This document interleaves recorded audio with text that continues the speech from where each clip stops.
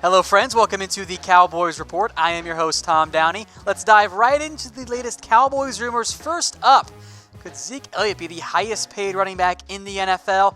3 stars on this one. That does seem to be the likely outcome here if and when the Cowboys do get that long-term deal done with Zeke, and looks far more likely a when than a if for the Cowboys. And the Cowboys have had talks with Zeke's agent, and this is not exactly totally new news when NFL.com says the Cowboys probably going to make Zeke the highest paid player. Go way back when to the Combine, Stephen Jones said, we haven't budgeted to pay Zeke, and the deal starts with what Todd Gurley makes. Of course, Gurley is the highest paid player. These have not been in-depth negotiations by any means.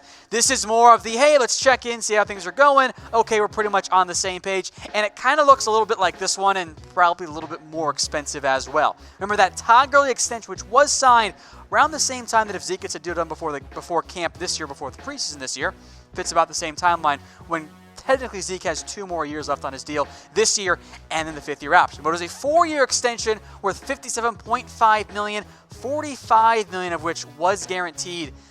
Quite a hefty contract there for Gurley. Now, if you look at Gurley and Zeke for their first 3 years only, and yes, to be fair, there was the whole Jeff Fisher thing for Gurley, but also Zeke had the suspension to deal with. They're not that dissimilar. Gurley a little bit more receiving yards, but Zeke's been more dynamic on the ground. Yes, more carries, but not that far away from 1,000 more yards. Similar touchdown production as well. So if the Cowboys do want to extend Zeke, which I still think makes some sense, you're going to have to make him the highest paid running back in the NFL. So you're in charge of the Cowboys' finances now. Should the Cowboys pay Zeke $14.5 million per year? That's what it's going to take, if not more. Type Y for yes, type N for no. That's kind of your floor, barring more incidents for Zeke Elliott, or injuries, I guess, potentially as well, as for what Zeke will make with the Cowboys once that long-term deal is done. Now, speaking of long-term deals that will get done, let's talk about Dak Prescott here. Has there been progress made on his contract? Well, 4 stars on this one comes from Dak himself, and I think that's a pretty reliable rumor origin here. Now, Prescott says his agent has submitted a counter offer to the Dallas Cowboys. Cowboys made their first one, then Dak's team responded. Now, we don't know how far apart the two sides are, but remember, the numbers really only start to leak if one side thinks they're really far away from the other. And for the Cowboys and Dak Prescott, I don't think that's the case. And we can hate on Dak if we want, despite literally every metric out there saying, at worst, he's average. Most of them say he's above average. So the deal for Dak Prescott is going to be expensive. It's going to come in around the $30 million range. Remember, my projection from, what was that? March we did that originally? I don't know.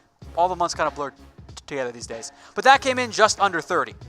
The 5-year, $147.5 million deal. And I'll keep hammering this point home. But if you're going to pay Dak Prescott, and the Cowboys are going to pay Dak Prescott, you should probably get it done before Jared Goff and before Carson Wentz. I don't think you're going to see Dak's deal come in at the Russell Wilson number, but if you get Dak's deals done first, yeah, it's top 5 for like maybe a month. And then Jared Goff and Carson Wentz instantly surpass him. That's why you do deals earlier. It does save you money in the long run. So for the Cowboys, you're probably in the ballpark in terms of overall money. You should probably get it done sooner rather than later. More Cowboys rumors. This one, not contract related. What about Connor Williams as the swing tackle, or as producer Brett likes to say, the first not as good tackle? I'll give this one 2 stars. There is some interesting elements here, and it comes from OTAs. And remember, do not overreact to OTAs. That's my number 1 theme for the next week and a half or so, I guess 2 weeks now, for the Cowboys. But Sewell did work as the left tackle in the first OTA practice. Now, Williams has been expected to compete for the left guard job along with Connor McGovern, got it right that time, and Xavier Su'a-Filo. But his long-term spot definitely is at right tackle. La'el Collins probably going to have 1 more year left. He moves on. And Williams, of course, was a tackle in college. I thought a pretty darn good one. Now, Williams did bulk up, but regardless, he probably wanted to add that extra weight there.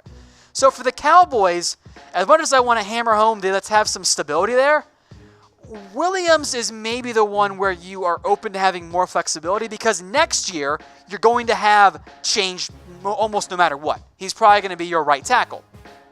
So I am open to the idea, assuming McGovern and or Su'a-Filo is at least super close, if not maybe a little bit better, which I think is a bit much to ask for there, than Williams as a guard. You can have Cam Fleming be your fourth tackle. All of a sudden, you're really good at tackle. No more fears there about injuries. Maybe Sewell only gets cross-trained at tackle this season. I am, though, very much on board with moving him to right tackle, Collins to guard. Don't know if the Cowboys are going to take that approach, though. But let me know in the comments section. Where do you guys think Connor Williams should play this year? Type OT for tackle and OG for guard. More OTA notes here as Leighton Vander Esch banged up. Unfortunately, 4 stars on this one. It's a pelvic issue for LVE, but there's really no reason to be overly concerned. He's going to sit out the first 3 OTAs, i.e. the first week of OTAs. It's a precautionary minor move there. Something you're going to want to monitor if you're the Dallas Cowboys. It's a minor injury. It's also, May. You don't need to rush somebody back from any type of minor injury. And frankly, as good as Leighton Vander Esch was last year, does he really need a ton of reps right now? I don't think so. You can give him to maybe Jalen doesn't need a whole lot there, but maybe you get Chris Covington more reps, or those undrafted free agents, if you want to have those guys push for a roster spot along with Kyle Cairo, maybe let those guys get some more options there. So I think that's a key thing there for the Cowboys overall. Now, of course, Vander Esch not the only injured player, but again, it's OTAs. Nothing to truly panic about yet on this front. I'm not worried about Vander Esch.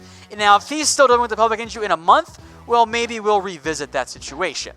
But as for the Cowboys right now in their overall offense and defense, injury-wise, Frederick, DeMarcus Lawrence, Taco Charlton, Lael Collins, Byron Jones, all recovering from off-season surgeries. They are not going to be a go in the first phase of OTAs, i.e. this week.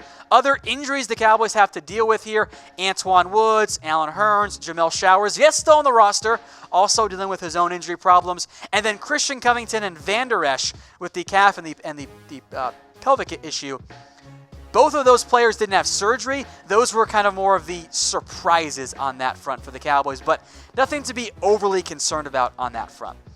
Let's get to the hype train side of things. Are we now in the best shape of life season for Jason Witten? For those of you that don't follow me on Twitter at WhatGoingDowney, I've long made jokes that this part of the offseason is always the best shape of the life season, because not a single player out there says, yeah, guys, you know what? I'm feeling kind of fat this offseason. I put on a little bit too much weight, and I'm not as fast as I once was. It's already hit Jason Witten. I'll give this one 2 stars because that feels like the right number for any best shape of life quote. The players and coaches for the Cowboys are hyping up Witten's return in a way that just kind of makes me chuckle and stroke my beard in a questioning manner and go, is it though? Now, the Cowboys are claiming that Witten looks and now that tested faster than he did in 2017, which is, I guess, certainly possible, even though he's been away from the game for a year. He's also 37 years old. I don't know how many mid to late 30-year-olds out there get faster as they age. Some do, I guess, if they trim down weight. And I certainly think Witten's in good shape. But call me a pessimist, whatever you need to call me. I am a little bit pessimistic that Jason Witten is suddenly faster now. I have a tough time saying, oh yeah, that's totally the case here for the Cowboys. Witten's in better shape than he was in 2017. It just feels like a lot and maybe a bit unrealistic. And not only that, by the way, that the coaching staff and the players are hyping up Jason Witten makes me even more convinced that there's no way Witten plays only 25 snaps a game. He is going to get every snap he possibly can if he's actually in this level of shape. So with that in mind, over or under 400 receiving yards for Witten in 2019. Type O for over, U for under. This would be the fewest amount he had outside of his first year, his rookie season. And I still feel like 400 for a player who didn't play football last year is a optimistic / high view. But let me know what you guys think there in the comments section. I think it's a good over-under, but I think you're going to see a lot of those. That's how it always ends up going. All right, next up is Stephen Jones, the one calling these shots for the Dallas Cowboys. If you subscribe to the Cowboys Report, you already know the answer to this one. It's 4 stars. Stephen Jones has been calling these shots for the Dallas Cowboys. There was a Yahoo Sports report that basically I could have sworn they just quoted me in the article. Everything on the article is stuff I've said on air. Stephen Jones is the one making the contract calls right now for the Dallas Cowboys. He's been the main voice and really the decider, if you will, for the Cowboys the past several years. Now, yes, Jerry Jones does get final say of things, but this is not the Jerry Jones show anymore. He's not the one making the calls day in and day out. Instead, this is the Stephen Jones side, especially on the monetary side, and the Will McClay show, especially on the personnel side. It's those two front office members that are really in charge here. Not so much Jerry Jones. Now, the national media and fans outside the Cowboys will make their haha, Jerry Jones is senile jokes. He's not the one making the decisions here. He's just the PR voice right now of those three. So with Jones really being in charge here, how much do you trust him?